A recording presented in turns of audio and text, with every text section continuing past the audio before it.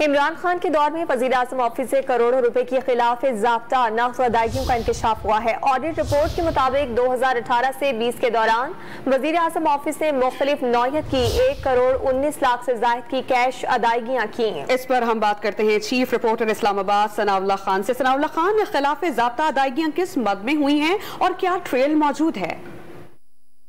देखो, इसमें कोई रिकॉर्ड पेश नहीं किया गया कि ये अदायगियाँ किस तरह की गई हैं, लेकिन जो फाइनेंशियल रूल्स होते हैं ऑडिट के और OGPR के, उसके मुताबिक ये तमाम अदायगियाँ जो भी सरकार की सतह पे होती हैं क्रॉस चेक के जरिए होनी होती है। लेकिन ये हैरानगी है कि ये कैश की अदायगियाँ की है थ्रू DDO और इस पर ऑडिट ने सीरियस किस्म के एतराज़ात लगाए हैं। मैनेजमेंट से PM ऑफिस और PM सेक्रेटरी से इसका जवाब भी मांगा गया, लेकिन जो ऑडिट रिपोर्ट है उसमें बताया गया कि कोई जवाब नहीं दिया गया। ऑडिट ने रिकमेंड किया है कि इनको जो भी जिम्मेदार है उनकी जिम्मेदारों का तयन किया जाए और उनके खिलाफ कानून के मुताबिक कार्रवाई की जाए।